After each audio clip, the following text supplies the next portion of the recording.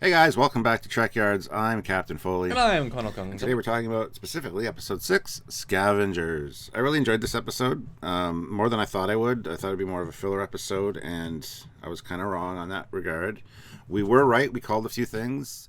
We're getting good at that, aren't we, Stuart? So many things right being called. It's nice. I'm glad there was a side story with Discovery getting refitted, 3 weeks worth, and we'll talk about that, I'm sure.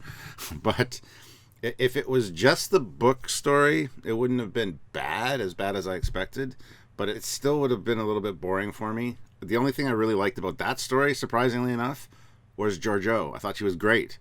She was fantastic the way she was portrayed in that one, and I'm not a fan of her. So for me to say that says a lot, I think. And just the way it ended, it's not shocking or surprising, but at the same time, it was good to see, I think. Starfleet still isn't the big baddie, which is great. Vance is still doing what he should be doing, and there's a lot of good stuff. There's been some improvements to Discovery. There's been a whole bunch of interesting new twists that I don't know if, even though we predicted, I didn't predict quite the way that they went with it. The refitting of Discovery and it being the NCC 1031A. Didn't expect that. Because it doesn't make that much sense. But. No, it doesn't, but it doesn't, and it does at the same time. So what did you think of the episode? We'll just start there. I mean, I think the bar has been raised so much higher by whoever is writing this show now. I think this episode was pretty darn good. It did suffer from being 85% book story, but like I said, it was better than it could have been. And in fact, we both said, okay, the visuals of just being this, old mining physical building, the way they use the insides really gave it a unique feel. So it actually ended up being better than I thought.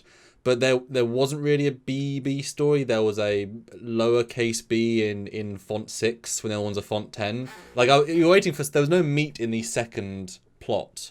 There were moments to sort of grab you, but they were all just I'm just going to progress every little story a bit. But it needed one more thing for the Discovery thing, but because they threw in enough, it was okay, this is still good, but it didn't quite hit that. We said, let's refit the Discovery, knowing full well, and we'll talk about this, knowing full well that people are going to throw Calypso in our face, and of course they would never do that. But we were but they have to.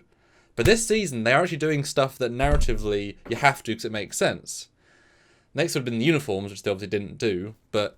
I'll take the ship. I'll take the ship, and it is more different than you think. There's a lot of little specific things I do want to talk about, which I'm sure we'll get to here as well as in our live review later this evening. So. Come join 1 hour early, 9 p.m. GMT and 4 p.m. Eastern Standard Time. Our full breakdown, guys. You know you want to join. Yeah, one of my biggest pet peeves was the uniforms. They start off saying it's been 3 weeks. Discovery's been refitted, and it's okay, I buy that. That they're the hardest Starfleet. They got advanced tech as far as the little robots and stuff go. You see the old robots and the new robots working on the ship. They're doing their thing. So I have no problem with it being upgraded in 3 weeks. Oh no, yeah, sure, that's easy. Biggest thing for me was the uniforms. It's seriously, you've been living in these uniforms for 3 weeks, and you haven't been upgraded. Now, are they the new tactical response? Emergency response uniforms? I'm going to keep them in that to distinguish them from the rest of the fleet. Because if they just had a software patch in the sense that they said, oh yeah, we've improved the internals that you don't see any difference, so we can keep the same 3D model. Okay, fine, they won't change the costumes. But to actually change the ship, the uniform now stick out like a sore thumb. And the fact that, you imagine Saru at the first scene, all the captains being the hell is he wearing a museum uniform? Talk about not being part of the fleet. Yeah, the rest of the captains don't really know the whole story as well, because when Vance says, it's going to be a rapid responder, they're like, what, sir? It's okay, well, it's got a special magic drive that can get us anywhere in the galaxy, but that information doesn't leave this room until I say so. A little bit off-putting for me. It stood out like a sore thumb. It was you can't really do one without doing the other. The other tech upgrades to the ship, you got new hull plating, you got new nacelles, which are now detached for greater maneuverability. I think that's kind of cool. But did they test that with the spore drive? I can see the ship spinning, and the nacelles just sitting there.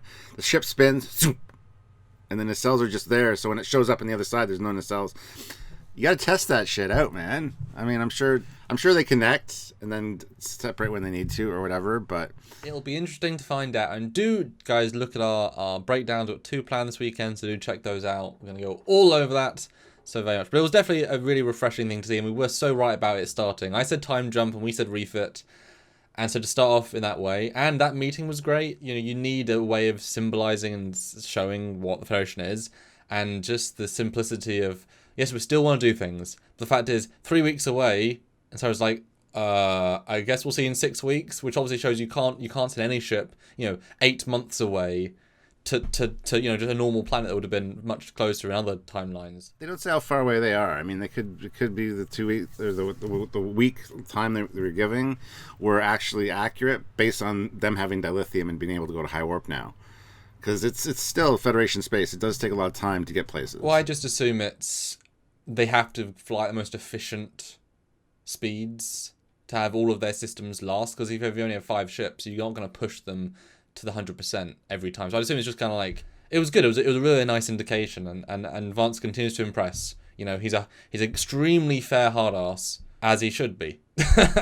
Yeah, I didn't really expect many upgrades as well to the inside. We're going to talk about the ship separately, but the inside upgrades were nice. Also, the addition of the comm badges and the lineup of boom, boom, boom, boom, boom, them all going on, the last one being Tilly. And it's a combination. We'll talk about that, I'm sure, as well in a separate video.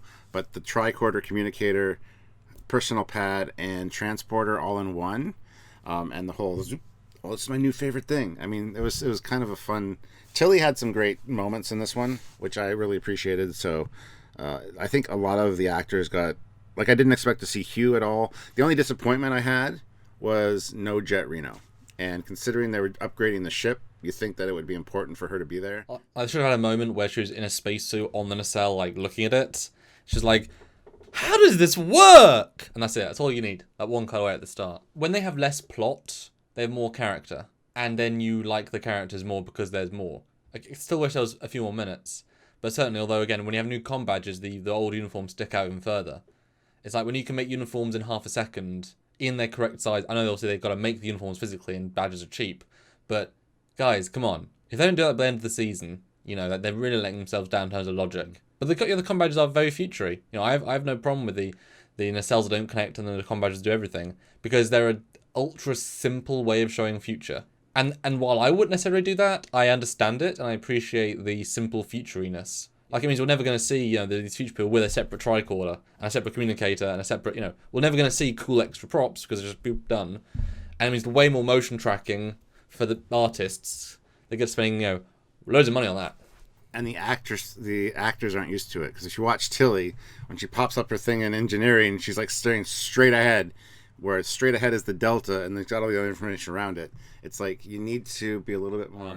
But we did get the Trill character back, or well, I guess human character, which I thought was a reasonably good medium. We did expect that to be her plot line, so I'm happy it was. I definitely appreciated her linked Stamets. I hadn't quite put those 2 and 2 together, but yeah, it's like, yeah, you're the only person in the universe right now that gets what I'm going through, although I understand Stamets doesn't know about the Trill. Like, he knows the little bit they learned while going through Trill, but there isn't a Trill database unless he's actively researched it now. We've seen Trill hosts be able to be pulled out of a Trill symbiont and given to another body. When they're saying, like, I thought it's only their memories, I'm thinking, no, you can kind of pull their personality out as well. It's not that hard.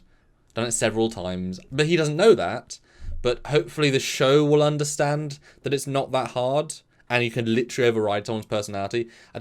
Really magic, but you know what I mean? Like, what do you think about the whole... I really liked it, actually. Again, I did not see that coming, but it makes perfect sense. And even, I didn't even expect the whole thing with Hugh as well. Like, that whole discussion of, and, somebody, she trusted me today. And that's bad. Why? Like, and, he says the things that he sees in her, and Hugh's like, sounds familiar, doesn't it? That I saw coming.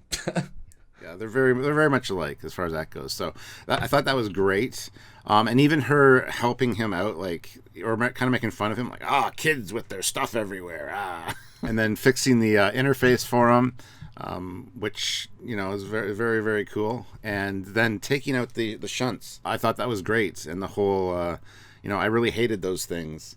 And she was saying, well, I hated them more. Like, there was some really good layering there, which I thought was really well done and was really wasn't expected. And that's what the show has been lacking till this season, is good writing and good character moments. They're really shining through this one. But yeah, him hooking up with her in the mess hall, and I'm talking to my boyfriend. oh, your imaginary boyfriend kind of thing. It's like that typical crazy person. Even in Lower Decks, it's like, I bet she's imaginary for Boimler's girlfriend, remember? So it's a typical trope, but Stamets is like, no, I totally understand. You're holding on to somebody you love, and I've been there, I've done that. That was just fantastically done. All of those bits were very, very low-key and very gentle. Probably too gentle. We need a little bit more pizzazz, like just a smidge.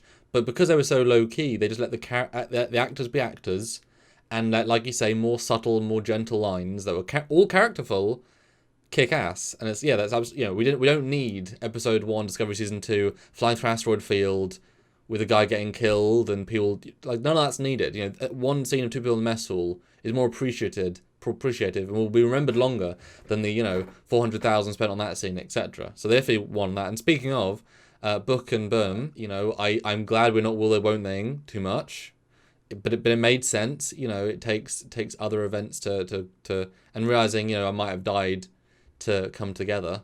And I thought the way he acted was good, was pretty good. Burnham, again, she is just better this year. She's more diverse in terms of she has a range. It's just better. It's an absolute step above, and it's the writing and the way they're portraying her. Where was this character? I'm starting to see online people say, why wasn't this season 1? And unlike TNG season 1 and 2, where it is the original formula, they just get better knowing what they should be doing and refining it. They're changing the formula every season. They finally found the third formula that works. It's different to that, and TNG had some good stuff early on. Discovery really doesn't. So good, you got there finally, but this should have been season 1. If it started here, boy, the last 4 years have been very different in the Trek community. Yeah, the Booker story was the one I was worried about, and it did seem like generic. Let's help somebody escape from a thing, that we've seen multiple times before. But the addition of Georgiou and just the way she took control of the situation was fantastic. Like, me, I don't like the character, I don't like the actress, but for me to say that I really enjoyed her in this episode was, that means a lot to the writers. It should mean a lot to the writers, because to be able to grab somebody like me who's very hard-headed about that kind of thing, and she was perfect in that role. I mean, the way she did it was amazing. I think what was important is that it can get very repetitive when you're just a hard ass. Yeah, there you go. But thing is, she kept, whenever she had a second with Michael, she was able to reset to be sort of friendly, more friendly than she's ever really been. And so you really felt the leveling of it. It wasn't just one tone, hey, I'm sassy, annoying queen lady. But it wasn't. It was a multi-leveled thing, and you understood it. And because she's working for this greater good without any sort of ulterior motive, it felt way more interesting to watch because you enjoyed as it was going. Yeah, and her flashbacks to the Mirror Universe are interesting. We'll have to talk about those. At one moment in the flashback, she does say a name. She says San. So I don't know who that is, or but that was interesting as well to kind of get that this has been happening for weeks and getting worse, and it ties in exactly with when the debriefing was 3 weeks ago. So good job there. That said, she didn't seem less cutthroat, but she was trying to be. So the balance was quite interesting here. I can imagine because she did seem softer, but she still managed to keep that same harshness. Maybe we were talking about it should have been demirrored, etc., or given a conscious, but there is definitely more of a pleasantness to her, but there's still some sharpness. So it was interesting to see where is that going to go. But we're going to get some more Mirror Universe stuff, although all of the clips were for the most part old clips. There's only one new shot of a guy on the floor and then a badge, so it wasn't as if they actually got her back in full costume, filmed a new scene, as in beyond a very small moment. I was kind of hoping, because I went through frame by frame, I was hoping there was going to be like, we're going to see interesting flashbacks, but they were like reuses from the other show, which is fine. But if we're going to get this like interesting like back to mirror for a few scenes, we have a lot of potential, especially since you can retcon the character basically, because we've got a totally new direction for the show. Let's actively go back and alter the, like have one scene just take a okay, now I haven't got the eye thing, fixed. This show brought up one problem for me, but I'm sure we'll talk about that during a live actually, and that's the whole Calypso tie-in. Now that Discovery's upgraded, that doesn't quite work. That's a whole live, I think. Moving on from that, the way it ended with Vance saying, "Why don't you tell me what I'm going to say?" And correct. And then second one through his teeth, correct. like, was fantastic. He's such a good actor, such a good character. I don't want him to be a bad guy at the end because that would really annoy me. That was well done. He let Saru dish out the discipline, and Saru, he didn't demote her. He just removed her as XO. So I think she still might be a commander, which would be not great. I wish she would have been demoted. But even the whole scene where Vance is like, you should be in the brig, but if, because you save lives. I was just having a Mariner flashback. It's like, I love being in the brig. I'm getting demoted? Sweet! It was very much a Mariner moment. So, but better handled. And then even for her to say, you're doing the right thing, Saru. It's like, wow, thanks. Him removing her as XO was a good idea. And who's going to be the new one? The blonde lady? Or Lieutenant Willa, the security officer? I'd like to see somebody from the future fill in for as a first officer on Discovery. I think that'd be cool. Yes, to someone from the future, but when they played the last time on, they remind us that she was his head of security. So she's like supervising the security for the entire Federation. So she's way too high ranking for that. Oh, that's true. But yeah, but I like that she's still in it little bits, because she's kind of hard for her to be in much, because she's so high ranking. But yeah, introduce a security person. So that whole scene was, he plays it so well underplayed. And I like the fact that Tilly said, tell him what happened. Which is unexpected. I didn't expect that to happen. Neither did Saru. And then to tell the Admiral, and the way he took it was so interesting. Was not how I would write it, but I liked how they did it. He didn't actually acknowledge. He didn't say thank you, but he didn't punish him either. It was like I recognize what you've done here. This will affect my decisions with you in the future, but I will not let you know how. Like, you will not learn my feelings about this. Move on. So I was like, so did I get away with that, or am I in trouble? But he did obviously respect him for it, and he's like, okay, you've null and voided this. This sucks, but you are not to blame here. So it was interesting, that first part. And even later, where he says, I wish you would have told me, because I might have considered it worth the risk. That was unexpected. Yeah, that was a nice touch. Yeah, and I mean that's true. Like, a commanding officer, you should be able to tell them everything, give them all the information, because they need that information to base their decisions. So they need to be able to trust you. That's why I want him to put somebody from the future on Discovery as an XO, because he needs somebody he can 100% trust on that ship. And guide them to the future. I mean... Yeah, like, this is the thing that happened. Because, you needed that information. I mean, they're the least qualified crew in the fleet. Although I did appreciate they said at the start, we are retraining the crew. Yes, absolutely. So that was a nice touch. So they can now... I mean, time jumps are really bloody useful. Because you can just say, oh, I've researched this technology for the last 3 weeks. I know about it now. Great, cool. Move on. Like, great little, help in the plot. When he said, tell me, I was, again, not expecting that, because it shows this guy is so balanced. It's like, radical plans are not my forte, but if they make sense, like, come on. Let me choose...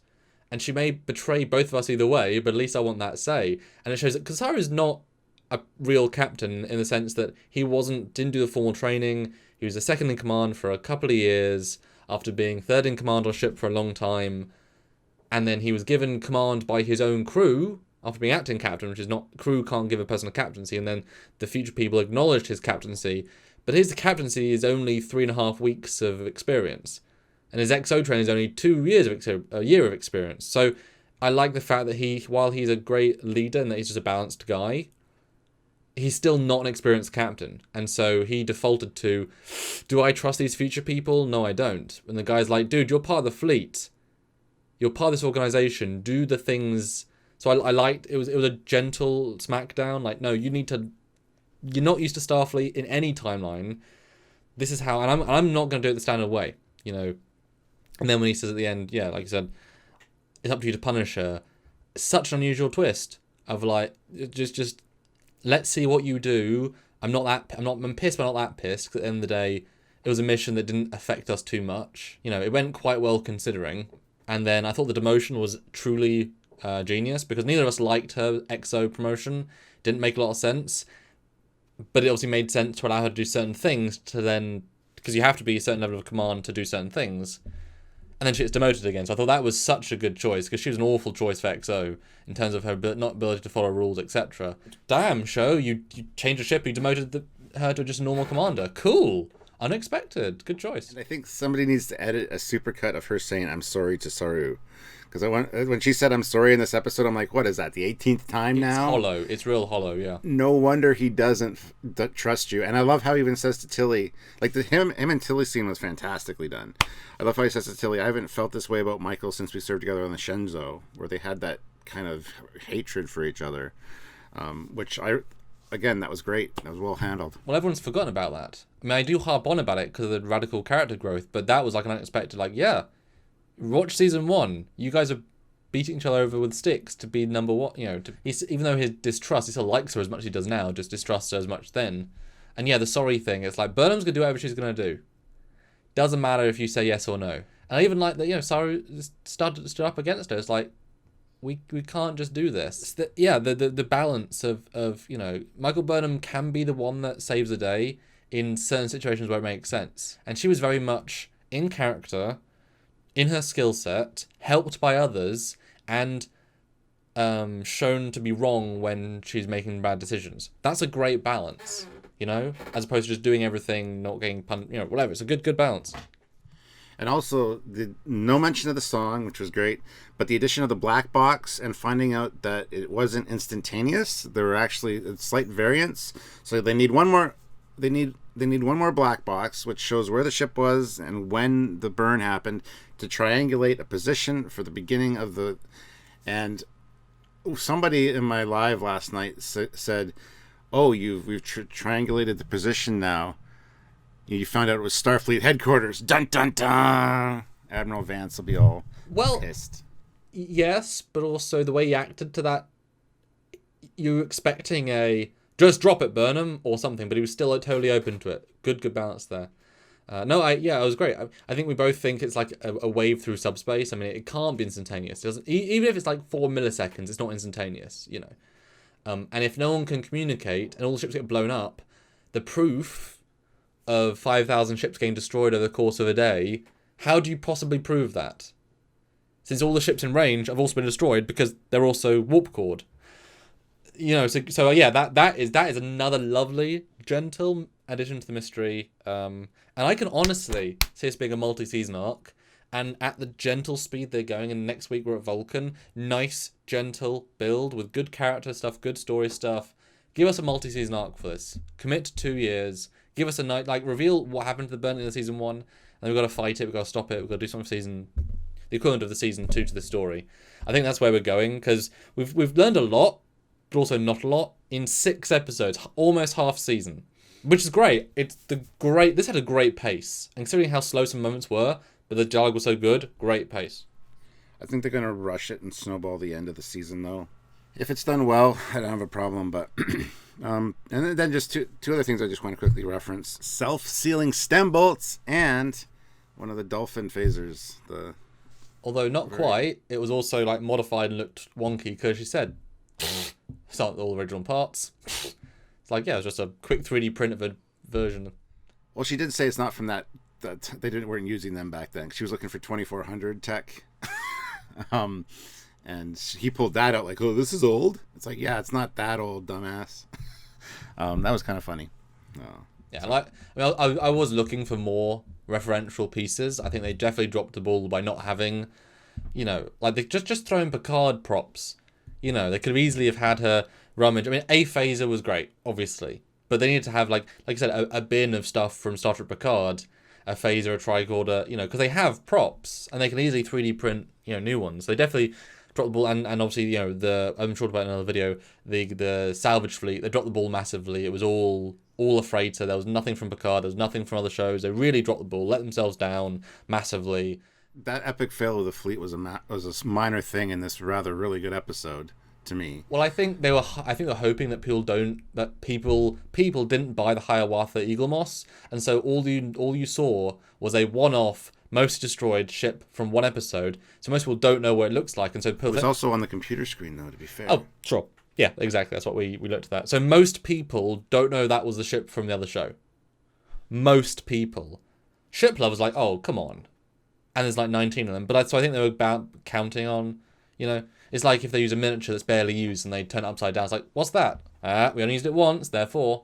So I get why, but boy, like I said, they should have had some Picard ships in it. They should have had, even the last arena would have been kind of funny just to have. It does confuse a lot of people, unfortunately, because I was getting arguments last night that maybe it was a salvage shipyard, and I'm like, yes, that's fine, but then show ships from the refit era, show ships from TNG, show ships from 200 years ago. Don't just show ships from 1,000 years ago, you know? Because if ships if 21 Hiawatha's can exist from 1,000 years ago have still survived, then you're saying the precedent anything from TOS onwards can survive, because they're all. And don't forget the Europa and the Baran and the McGee. They were all there. Yep. No, it was at least no Discovery shuttles. Yes, no Discovery shuttles. Good job. Because they're less likely to survive. But I mean, like the distance on those models, just ask the Star Trek Online guys. Just ask Eagle Moss. I mean, you can convert Eagle Moss models at Star Trek Online models in like an hour, and they're so far away. Really let themselves down. One guy on my live last night said, I saw Star Trek Online ships there. It's like, no, you didn't. You saw Discovery assets that they modeled Star Trek Online ships after. And yeah, there's still Discovery. I feel like when we talk about this separately, I should just do a video where I just replace the ships and just show how it would look if it was done properly. Because, I mean, all they needed was, like, one Gen Hay, which would have been, again, like, okay, fine, but at least one, you know?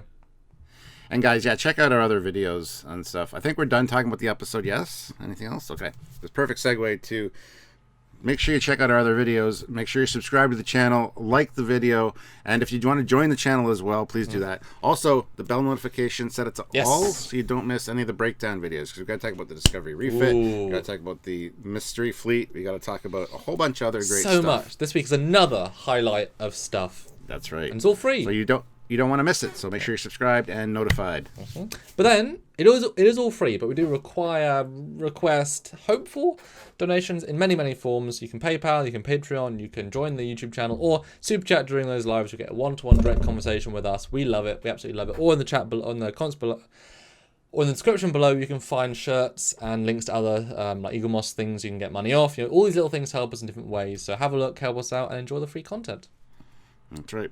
So until next time, guys, put your comments down below what you thought about this episode, and we will see you in one of those other videos. Till then, he's Commander Cock. He's Captain Foley. Bye, guys. Bye, everybody.